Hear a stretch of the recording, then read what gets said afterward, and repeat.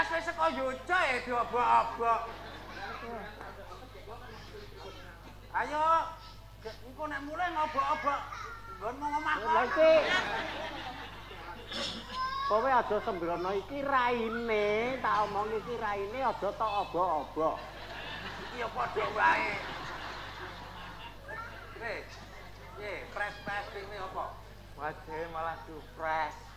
Sumringah. Nah. Umum semringah sebabe bar mam aku. Kene malah wajahe pres sumringah. Padahal koncone do nyiapke bedah tingkah. Malah bapak karo Mbah Safari malah Pres nek presnya apa apa to?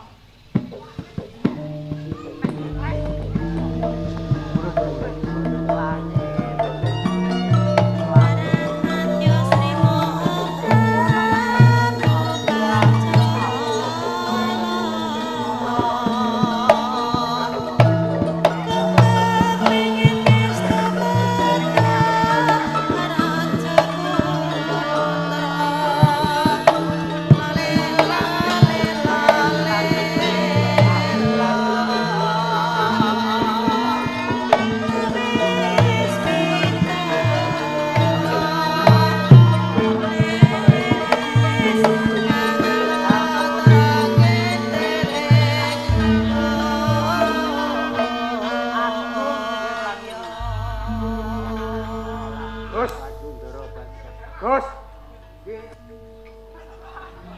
Niku Kaya saiki, kowe takon sing nggih pelangi to. Nggih, takono juragane iki. Aku pindaramu. Sawetara kowe do gegojekan iki mbok rampe sing go bedak pikat wis yoga. Hah? Mangkene engko takon. Sing go bedak pikat kuwi wis yoga buru. Wis kabeh. Dadi. Sampun. Oh, dadi Tenang kowe. Esuk persiapan gepikan sampun mlepak. Pokoke bumbu dapur tidak sampun siap. Dipun acara gepikan. Ah, menika pancen seksi perbrodotan.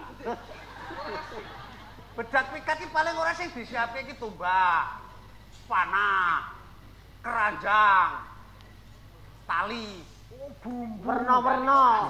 Ora mung kuwi kudu plastik ya kudu nggawa. Kuwi bener. Soale berburu ki ora mung kudu oleh macan utawa kidang, engko ana beser digawa. Walang digawa. Nek dina Minggu didasarke pinggir dalan walang kuwi. Iki bedak pikat nderekke priagung luhur. Mesti sing digoleki kuwi kewan apese wae. Macan gembong. Nek aku kok njok beser. Lah nek upama nemu kuwi ya dienggo lowong dadi ora dicaoske ndara ning dijual dhewe ngono lho. Ngene, Mbah Pasar aku sulan awit. Kowe Nggih. iki adicara bedak pikat sing arep nilirani Rama. Oh, Kang Rama. Badhe nyirian piyambak. Mula aja nganti nguciwani. Oh, nggih. Paling ora anggone bedak pikat oleh kewan sing gawak sing gedhe. Ya kaya macan giwong utawa macan kumbang. Oh, nggih leres niku. Ning ngeten. Saking mangke kula lho ya. Piye? Umpame utawa mangke prajurit sinten mawon ingkang saged mejahi macan. Menika ora kena ngaku sapa wae sing mateni macan menika gejahi namung panjenenganipun Bendara Raden Mas Arya Baskara. Pamrihipun Karepmu piye? menawi mangke panjenengan pun aturaken Kang Rama pun biwaraken dhateng kawula sak negari. Asma panjenengan badhe kuncara, badhe kencar-kencar. Gelo Arya Baskara putra sampeyan dalem nempiling macan kalane bedak pikat mati senalika. Bener. Pinter. Jebul ora mung ngabdi gedol ning kowe uga nggon pamawas Kanuragan kowe pinter. Nek Kowe kabeh tak kandhani. Kowe ngerti sing dadi werdining prajurit urung? Prajurit. Prawi prawira. Ju kuwi jujur. Ret kuwi rela tumandang. Mula tak jaluk anggonmu tumandang kowe kabeh lah. Nggih. Nggih. Lan kowe kudu sing jujur. Wis aku? lahir batin nek sadar ya. Terus ngene. Saumpama bidak iki Rama remen. Kowe ora perlu semelang. Kowe kabeh bakal tak nehi bebungah. Wah! Gus, melu keplok kowe ngerti bebungah. Apa Mbah? Lah kula mboten ditakoni. Iki aku weling lho, kowe kudu melu menyang, ora kok njur ora menyang. Niku nggih mungkin menang-menang kula nggih tumut menyang. Bebungah kuwi peparing saka Bendoro marang andane mergo kowe wis dianggep iso merantasi gawe. Nah, Werna-werna rupane. Iso duit, iso werna liya sing aji. Ngaten ta gitu. Bener. Mula reh ning iki wis ndungkap wektu Rama arep tindak. Ayo. Tumuli budal. Lan kowe ayo. Budal. monggo cara kula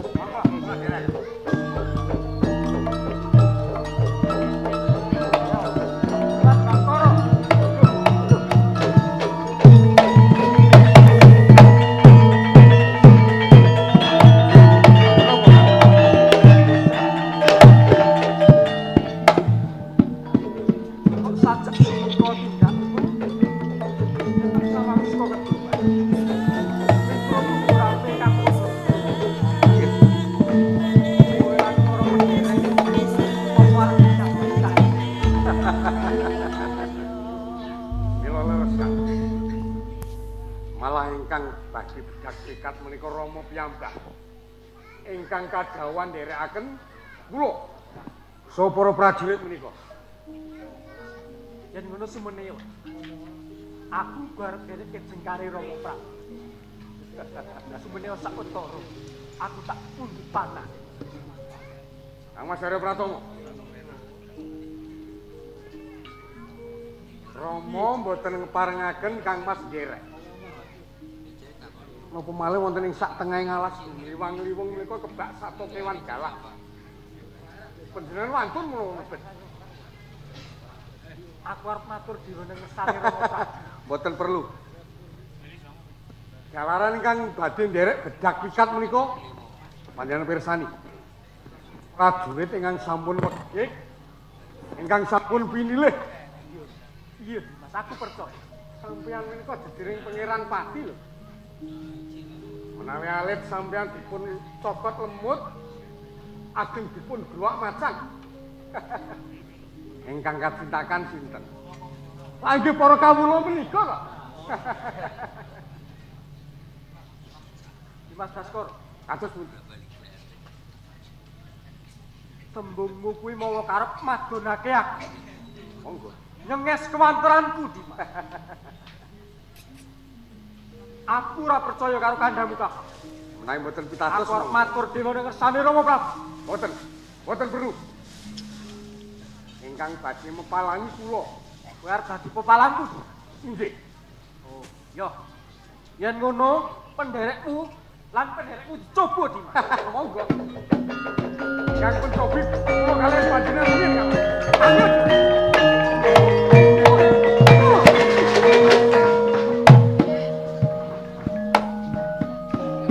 Coba.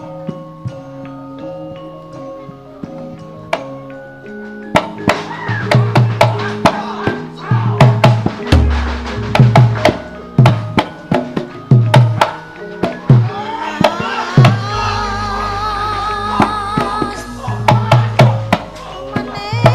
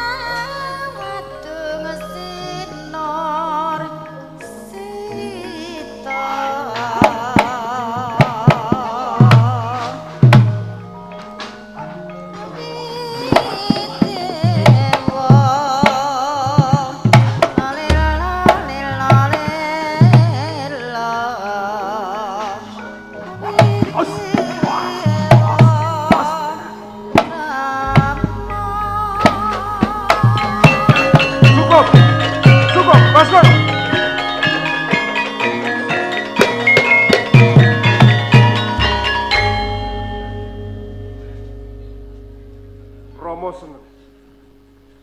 Dulu kowe sak kloron padha gegojekan. Ana apa, Baskara?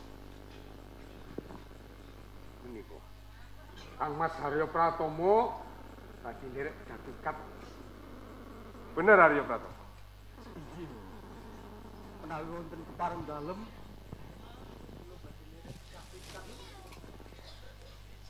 Sira ora ndak keparengake nderek Jatikat. Sira iku pangeran Pati. Kang kudune kung mung lungguh ana ing papan kang edom, wening, kang pinulas dening bedamen lan katentrem. Mula sira ora ndak keparengake nderek. kula kepengin sanget sangkanti saning sadya ingkang tebak wonten rak sinengka dados ikno ajining priya sejati. Arya Pratomo.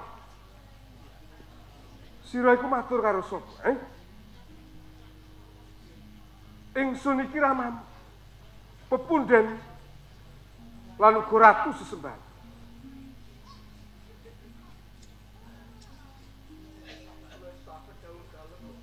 Bagus. Yen ngono tak ngapura lho. Baskara, Nggih, kula Rama. kabeh wis samap. Sampun. Sedaya prajurit sampun siaga. Ayo dibedal lagi. Monggo.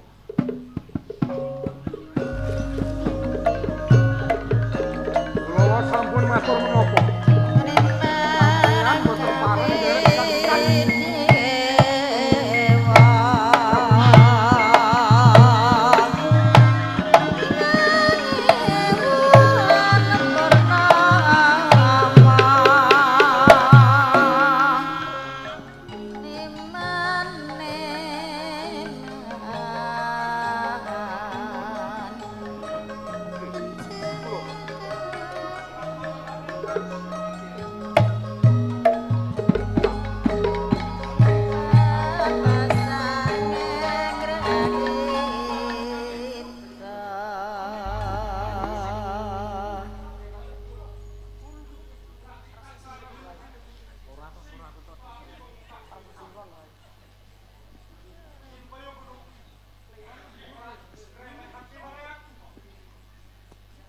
Sampun. Sampun Kanjeng. Mila leres. Bilih Kanjeng Sinuwun menika ngeman sanget dumateng panjenengan. Awit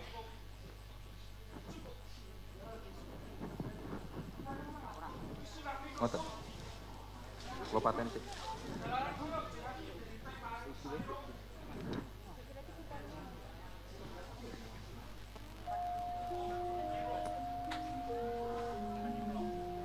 weh.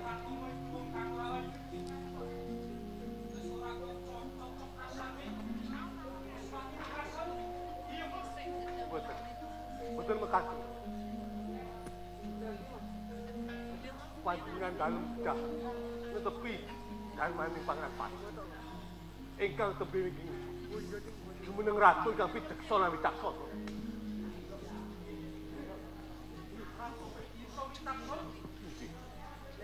Sifatkan bilkatan kopalmu. Mesine wae ditandingke karo mesimu luku kalaan sifat.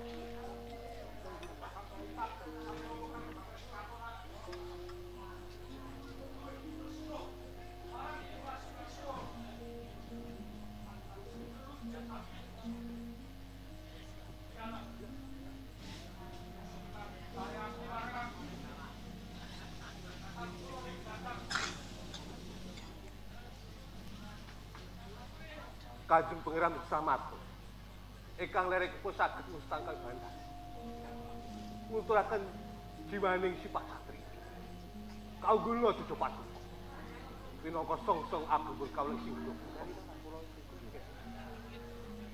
dan sewu unjuk atur kula menika boten ateges ngremehaken boten panjenengan namung kula mung tosok bertopaja kagem damar cecala gayuh kegayuhan ingkang adiluhung.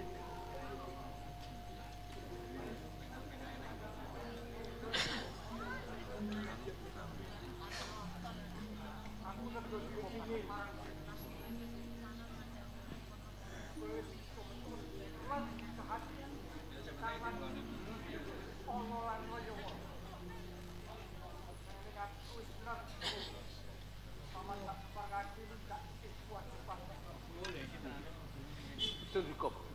Nanging menapa panjenengan boten gaji lereng sak taun.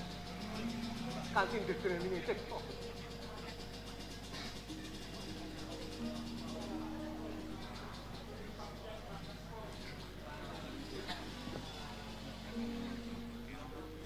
Menapa panjenengan dari badhe kuntir wonten kasatriyan?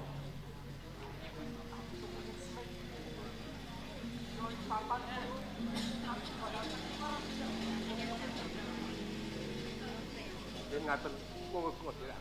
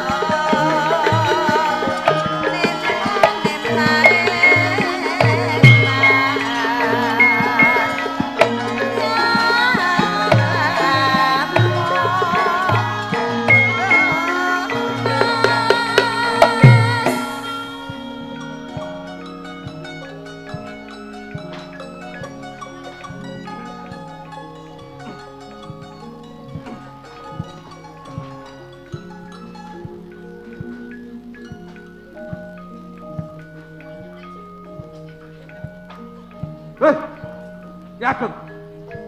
Sawangen sing teko iki sapa? Kok tutupana raimu? Aku ora paham. Kowe kabeh perjurit Singgelaku. Apa kowe siapa? Arepku sak kanca kongren. Ya luwih prayoga yen bloko wae. Apa kang dadi karepmu? Arepku sak kanca njaluk patimu. Loh. Salahku apa? Piye? Kowe tekon salahmu? Salahmu wis cuman roko. Waning raja ngliwat pangeran pati. Oh. Yen ngono wis cetha. Wis cetha menawa kowe kabeh perjurit Singgelapura sing lagi keblinger nalar. Merga kowe kuwi bebeteng praja lan kawula. Ning dinggo piranti wong sing butuh kuwasa kanthi cara murang tata. Kakean omong. Wose kowe saiki kudu mati. Oh, ya wis. Mara age tindak. Mati kowe.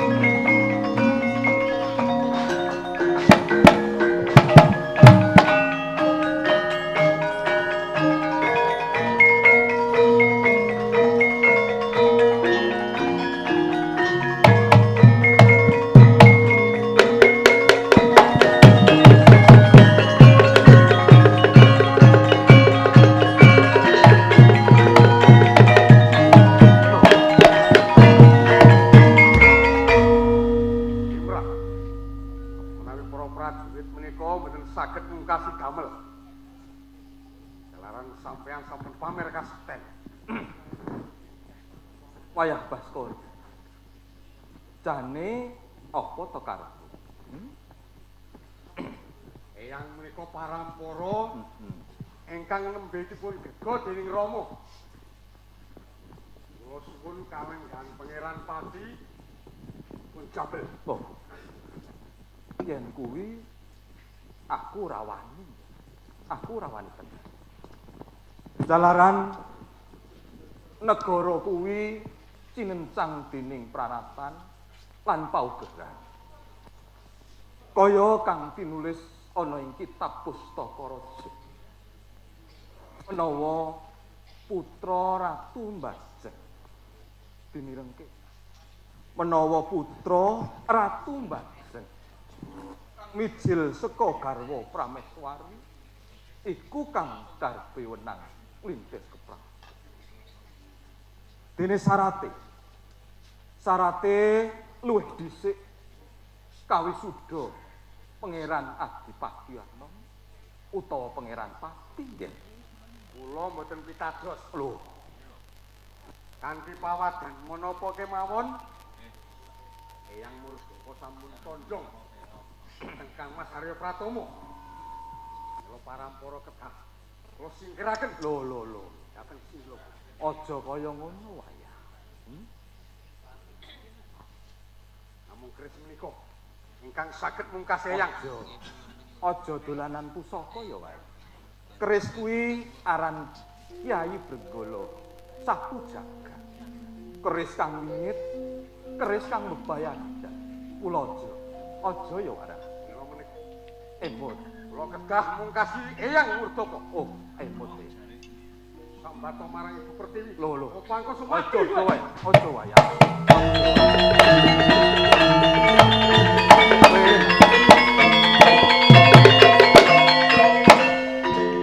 Kepiye wae?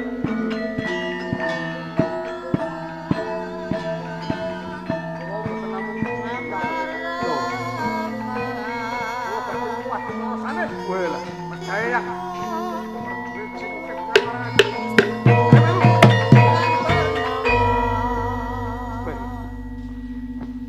Kula badhe kuat terusane.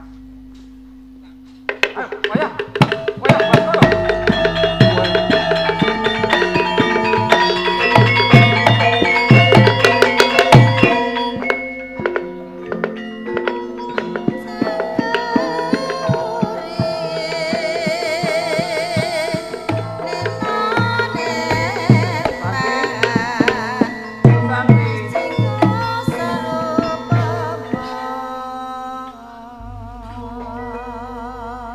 Kowe kuwi lagi ngopo to, Nduk? Kawit mau kok kurana pungkuran wae. Apa ora ngertian iki? Ana dayah, Nduk.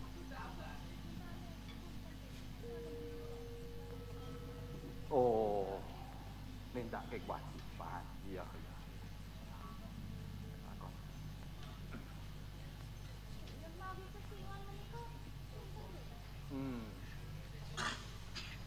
Sekawit wong kuwi teka mrene karo kanca kancane arep mateni pun bapa. Nanging Gusti kang purba ing jagat isih ngayomi pun bapa. Mulane aku ora mati sak.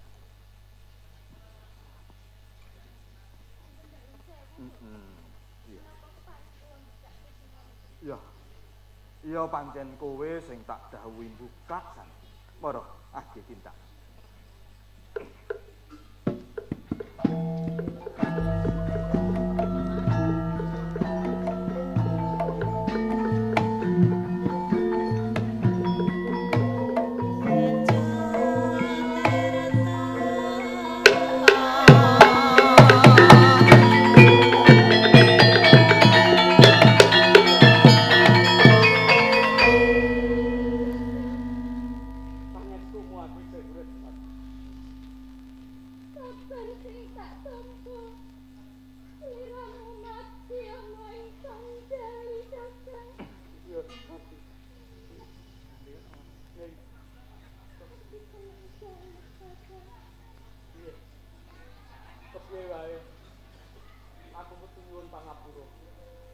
sapane Ki Ageng Murka.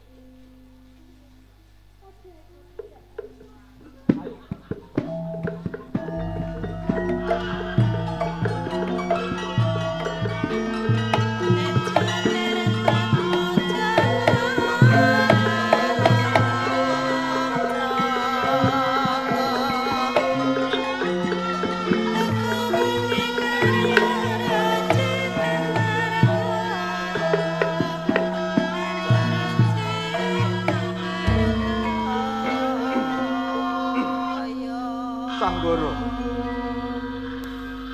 Sing wis ya Sanggara. Ning aku njaluk tumindak sing ora prayoga aja dibaleni ya Sanggara.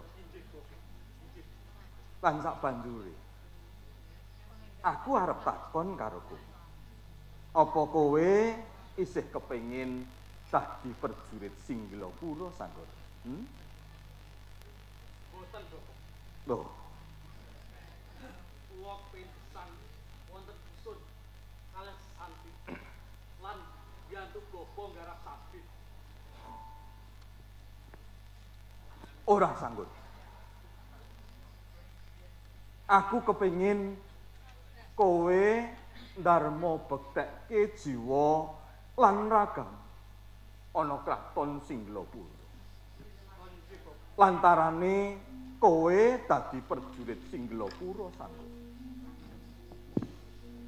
Yen ngono, ayo derekno pun bapa sowan ana ngersane Kanjeng Pangeran Harya Pratama. Mengko kowe tak titipke Pangeran Harya Pratama. Nggih, Bapak. Iku dawuh. Santi, bojomu tak kanthi ana ing kraton Singgilapura. Sing ati-ati nang padepokan. Ya, aku pamit.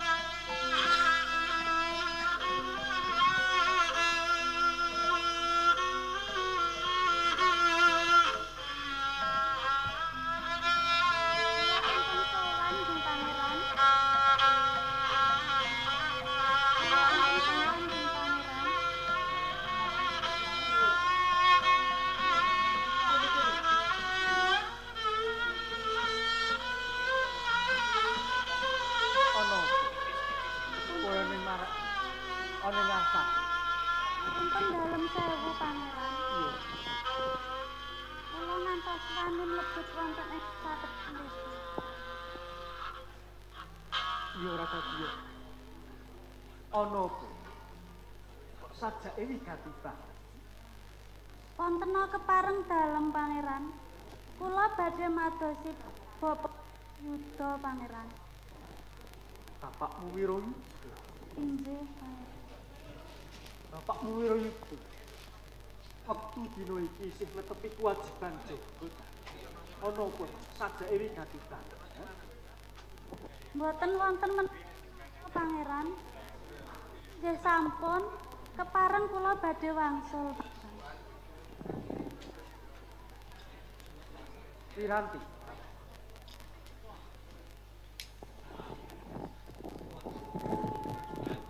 Wonten menapa pangeran?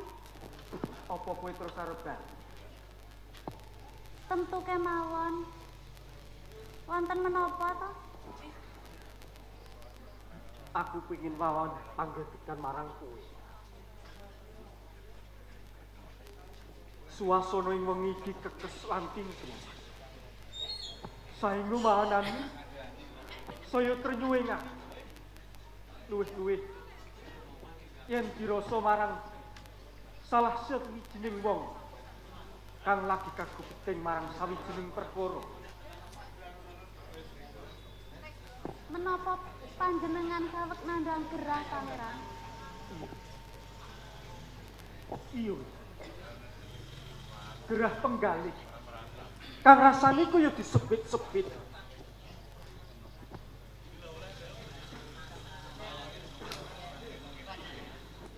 Kula pendak sesake ana ing papan kene.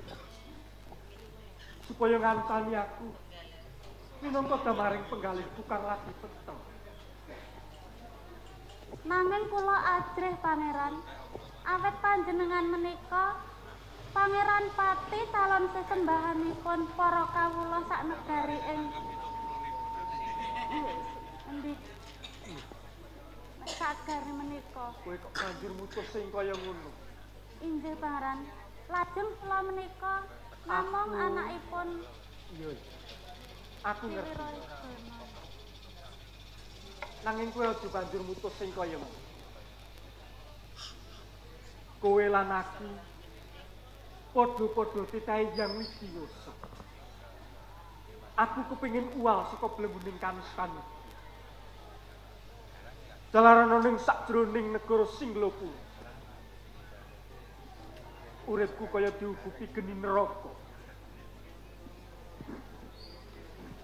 Menapa Kanjeng Pangeran badhe nilaraken kamukten ing negari Singlopura? Tak perlu manyepi. Iya. Iya. Lan kowe ora perlu nangis. Mundak saya gawe ribeting penggalihku. Duh Kanjeng Pangeran, menawi ngaten badhe ical pengajeng-ajeng kawula. Ingkang rinten dalu tansah ngidungaken paduka. Kanthi muhung sihing sang witi. Murih lestari dados panayoman ingkang sejati, Pangeran. Apa kowe bareng gelem nderek aku bebarengan nyiksaraku kanggo muji maknaning urip kang sejati kanthi linambaran rasa pedhamelan ketentreman kang langgeng. Iya. Kula nderek panjenengan sedaya, Kanjeng. Kuwi tenang. Saestu.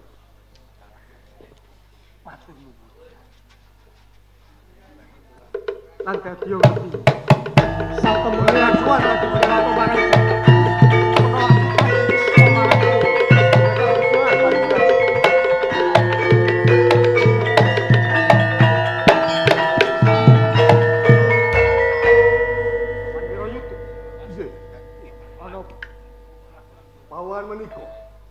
Ingkang sampun kumawani mlebet ing bentengan.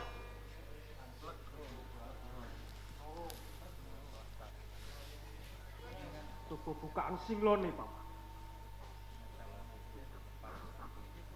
Wah, jebul kowe tak nuruti.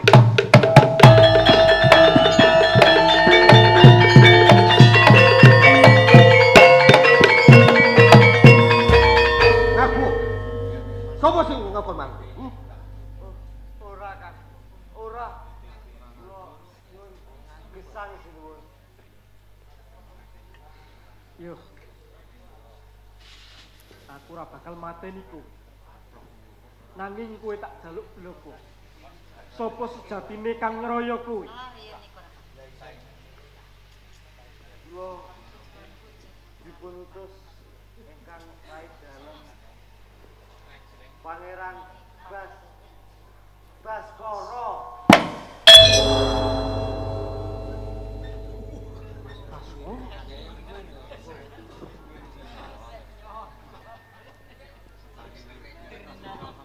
Aman Wirayuda.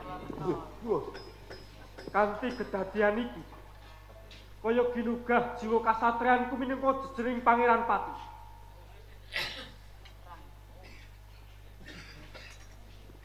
Panjenengan dalem bisa kebranan perkawis kuwi. Karep menawi samake saged musutaken kawibawan kakung. Nanging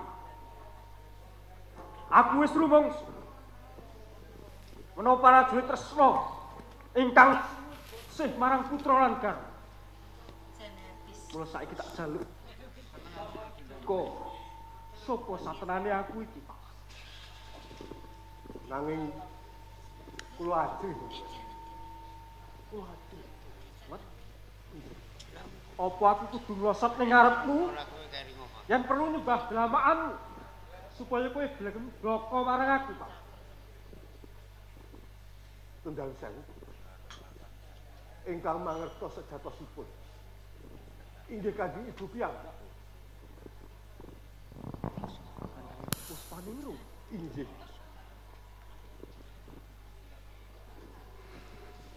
Yo. Yen ngono, Tanu Murti klebokno ing Pakunjaran lan aja mbok pilor. Sak bandure tindak napa kang wis dadi dawuh Kurikala semono, Pak. Inggih. Sendika Pangeran. Ayo.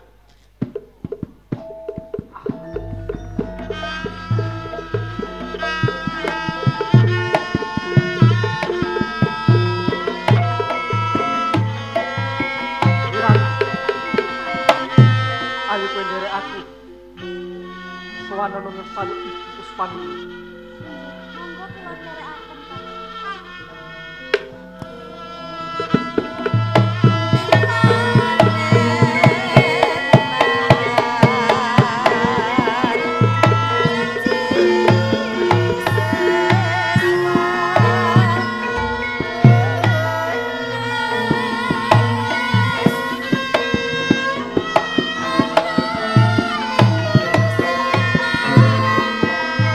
Thank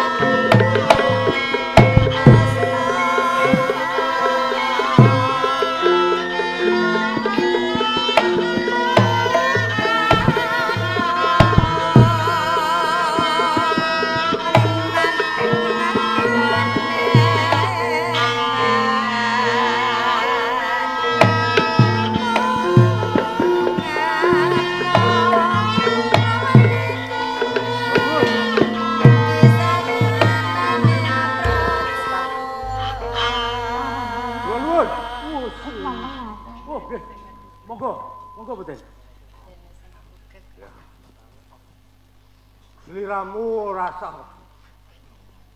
ora sah kaget.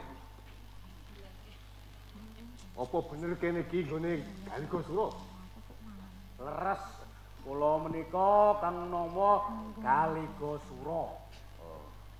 Lajeng wonten dawuh menapa? Panjenengan menika sinten? Tepungke. Aku Wirayuda.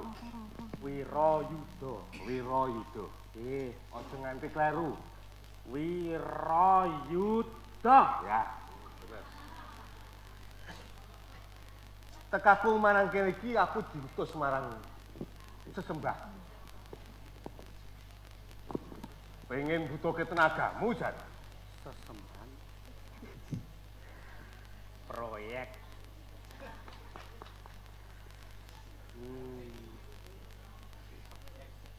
Malah Ajeng nedha tulung napa?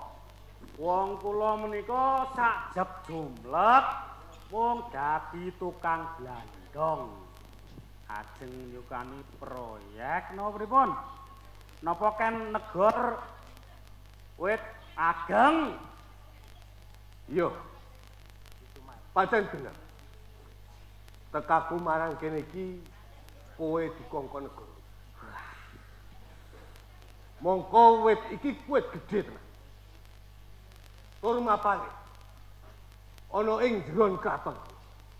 Wit gedhe mapan teng jron kraton. Iya. Terus iki ana desa kampung. Pinangka kanggo bebungah marang. Yo. Niki pinangka panjeran nggih. Iki wis komplit. Ning aku ya ora ngewongi. Diitung dhisik. Mboten di Ora. Diitung dhisik, Pak. mengke riyen kula hitunge niki. Ora nek moto jiten. Walah.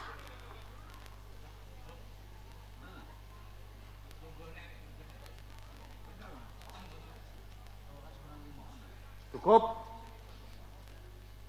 Mengke riyen iki kula sok hitung-hitung cukup.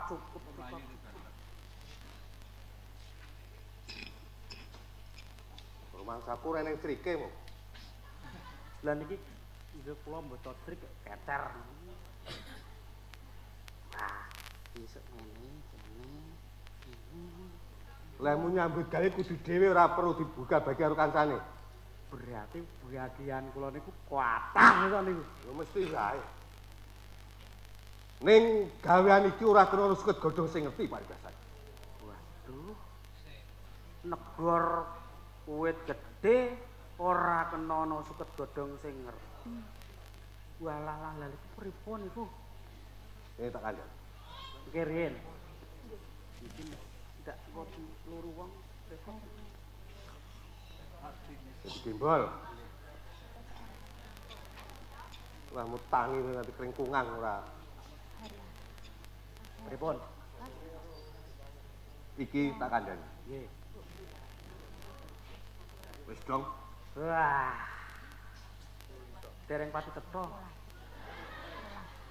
Pripun? Waduh, mungkin riyen to lha turun nol ngoten nggih. Oh, nggih. Pun, kula sampun mangertos. Kula sampun sagah. Ning niki nggih ditambahi niki. Nek babu aja kuwatir. Aku sing nanggung. Jenengan sing tanggung jawab. Iya. Mboten nonton potongan ta niki. Tenang kok. Potong pajak mboten Iku ki wis komplit ya. komplit. Komplit. Kaya jamu cah komplit. Wis yen ngono tak duga Bu. Oh. Ayo kindang budak. Nggih. Monggo kula dereken. Yo.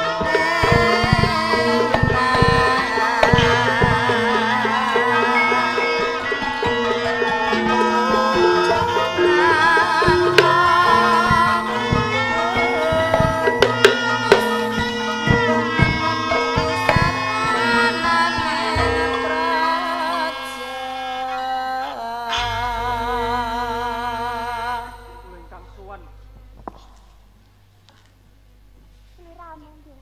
Kene. Kene Ger. Iki. Tunggu dhisik, Ger.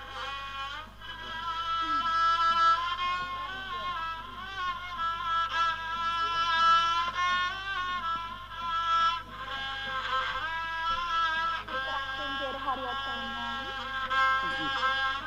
Kulo. Ana apa? Kok anggonmu sowan memersane Kanjeng iki? Beda karo padatan, Ger. Iki. Punten dalem sewu. Menawi sowan kula ing dalu menika boten dadosaken renaning penggalipun iki. Iji awit kadreng manah ingkang benten. Selak kepengin mangertos sinten sejatosipun kula menika. Dene wonten ing negari Singgelopuro. Kula namung kados dene abrak ingkang boten bejanji.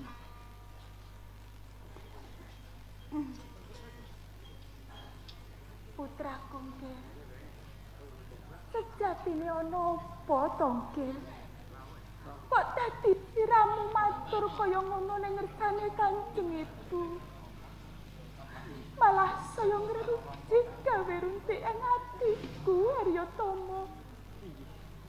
Nyuwun pangapunten. Boten perlu Ibu netesaken waspa ingkang jalari saya cemeng pedhut ing manah kula iki. Jalaran bukti pangrengku ingkang boten adil saking ingkang sinuwun sampun saged dipun raosaken. Kula kaliyan Ibu sami dene tatu kablir dening lating wenggis. Kami monggo Ibu kula aturi waloka sinten sedhatosipun kula menika. Haryatama, Ger, Prabu. Kados pundi? Sliramu kuwi wis dewasa. Mestine wis bisa nraju perkara kang kepok marang ajining dirimu.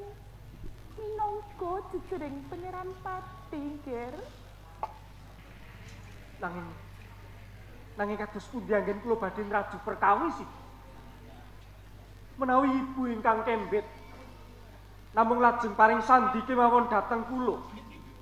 Kados dene adicara wisudan ing Piswana Agung. Kula nampi dolanan wujudipun keris ingkang boten merbawani nanging ugi mebayani peparingipun pepunden kanthi liruban reksa ingkang laknat pamrihipun supados kula ugi pecah kanthi suduk jiwa ngangge keris menika. Ya, Ger. Oh, Haryatama. Mbok menawa pancen wis titiwancine Ibu paring ngerti marang sliramu. Anane prastawa winati sing kedadian ing Singgelopuro kene yo, Ger.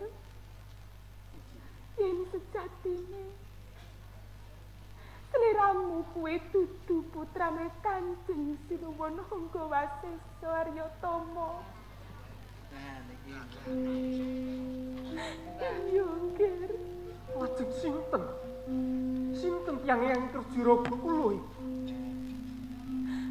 Haryatama. Ramamu kang sejati. Yaiku Kanjeng Adipati Tejo Marta ing Paranganon, Ger. Slirane sedo.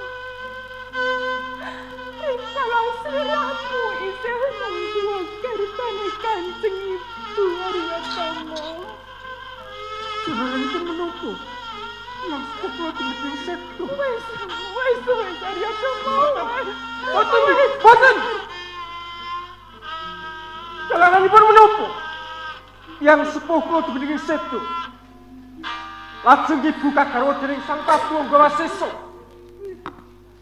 Malah krama malih kaliyan Ibu Kanjeng Lukitosan kanthi peputra Dimas Baskara ingkang mawanci serap matah tiyangipun badhe nyidra nyawa kula iki. Kadangmu wis bakal tekel yang sliramu, Ger. Inji. Kula monggo Ibu kula aturi walang kemawon.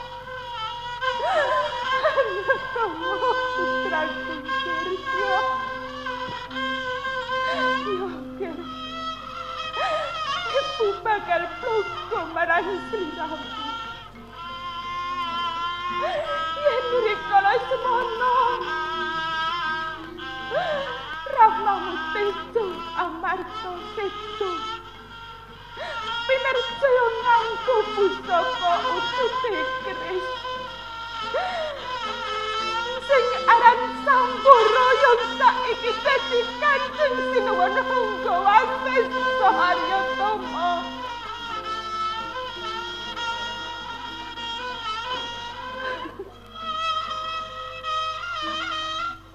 Ngatur sak menika kula ngertos. Bilih rahe ingkang glenggaran wonten pucuking keris dereng asat. Ibu sampun kersa karasuk dening Sang Prabu Hanggawasesa. Lelemek kunarmanipun Sang Adipati Tejama. Oh, daiku sakuting penggalipun Kanjeng Rama ingkang sampun kacitat wonten ngalami ranai. Nanging Tomo sing sejatine Tejo amarga ramamu kuwi wong kang kasar. Kang wis ilang rasane. Tanpa kasusilan lan tanpa linambaran tresna sejati. Wis teko merwasa ibu ana sakjroning patiku angger. Banjur ibu pun diglandang diklat dadi kawa mlebu nang sakjroning kadipaten Haryatama.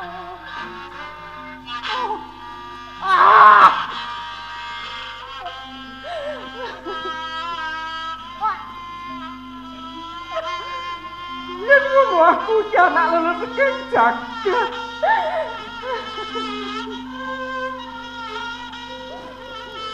Jiwa ragaku cinta saka kebareng nafsu brangas.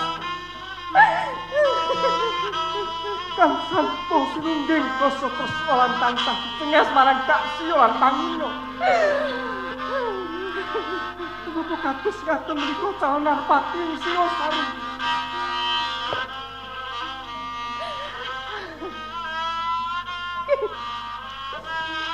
Kados menika calon Narpati Singgelopuro. Kasunyatane pancen kaya ngono kuwi Haryatama. Ibu kan titah ringkih tanpa daya. Satemah ibu ra bisa endo saka regemane ngangkara muga budi kandhana. Mulanggen ing saben-saben wis rumangsa kila dene wayane ngakon. Apa meneh yen ibu ngerti keris kuwi kang saiki sing tak simpen Haryatama. Menika taksih panjenengan simpen. Iya, Ger. Pancen bener keris kuwi sing tak simpen Haryatama.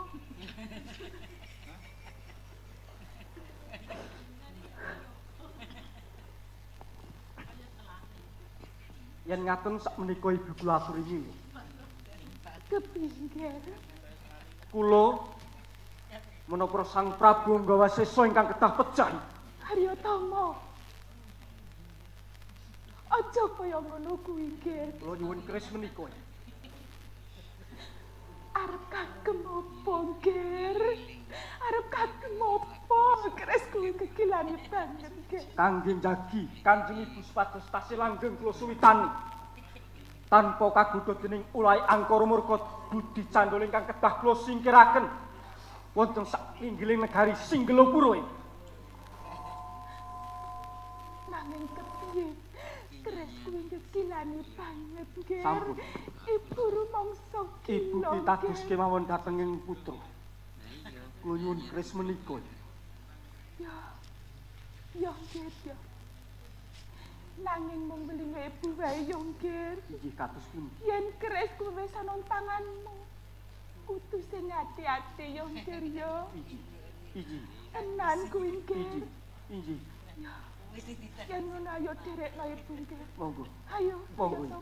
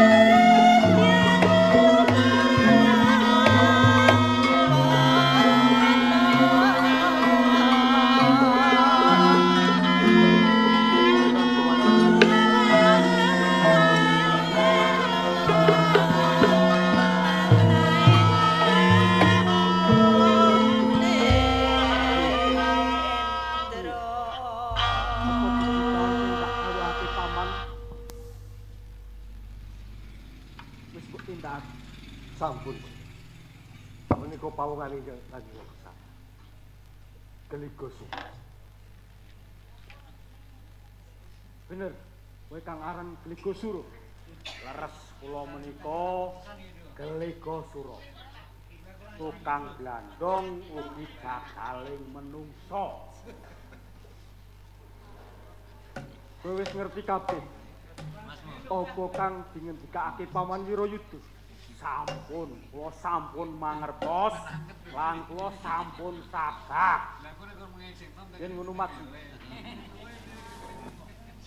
Tapanono kusuk.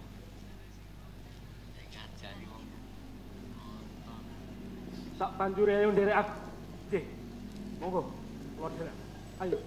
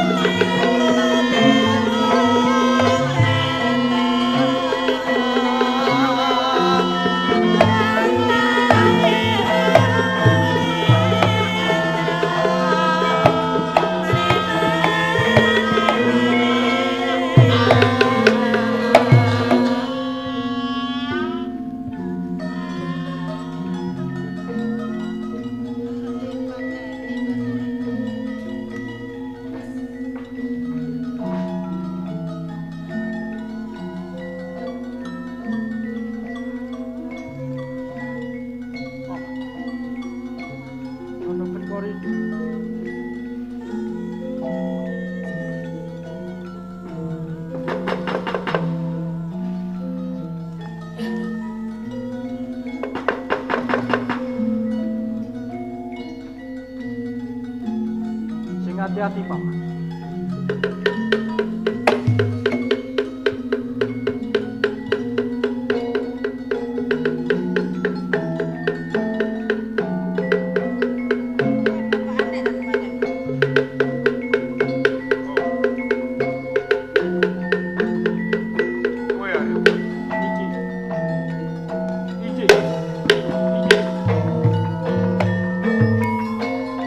ing acara kesukan mau kowe ora katon melu ngesren. Nang yo kene saiki malah ngadepone ngadep. Kula mila mboten remen. Kalian kesukan ingkang namung kados dene lare alit sami dolanan. Kula sakmenika badhe matur. Ana ing kene dudu papan kanggo pangandikan Kang Winata. Dalaran kudune ana ing gedung sasana. Kula mila mboten nganut pepacu ingkang wonten. Dalaran kula sanes Pangeran Pati ingkang sawet ngadhep wonten ing Swana Agung. Nanging kula Arya Pratum ingkang sawet ngadepi ingkang sinun Hangga Wasis. Arya Pratum, kula aturmu nyelandri lan ngane-ane. Apa kar? Kula sakmenika sampun ngertos sinten sedatosipun kula. Lan kula ugi sampun ngertos sinten tiyang ingkang mejahi Kanjeng Adipati Tejaman. Yo, pancen tak dut. Aku kang wis mateni Adipati Tejaman. Amarga wis merwasa ibumu lan uga wis merjaya yang. Saged kemawon panjenengan dalem ginakaken 1000 pawadan kangge nutupi dosa lan kelepatan. Nanging merjaya sang pangwaos sinartan ngerbat garwanipun menika tetelo langkung wengis lan kejem senajan to mengko kaanggep cara ingkang gampil kangge ngrebat pangwaos. Cukup, dereng cekap. Jiwa lan raganipun ibu ingkang sampun remuk-rempuk sampun kasiksa dening ulah pakartipun tiyang ingkang nami Samburu brandalan kecu ugi jagaling manungsa ingkang boten gadhahi raos kamanungsan sakmenika nggih dagang kados ratu wonten ing Singlapura. cukup Arya Pratum. Terus wani kurang ajar nyenamah barang sira. Mula Kang Soko iki kalenggahan Pangeran Pati dak jab. Dalaran sak temen anggonku wis suda kowe minangka Pangeran Pati ku mung samudana rewore. Supaya kowe banjur lena merga gedhening impenmu kepengin nyekel panguwasa ing Singlok. Wasana kowe pancen ajab patimu Arya. Setan ololon saking jagat aku kang bakal ngruwat angkara murkamu kanthi carun mungkas sinyalam. Pangeran, kula piyambak ingkang badhe mejahi Kanjeng Sunan. Ngajar kowe aku sing wis ilang trap silam. Kula dadi abdi panjenengan. Nanging kula andharipun Kanjeng Adipati Tejo Amarta. Kula deku-deku wonten mriki amargi nderekaken momongan. Panjenengan kita pecah derengku.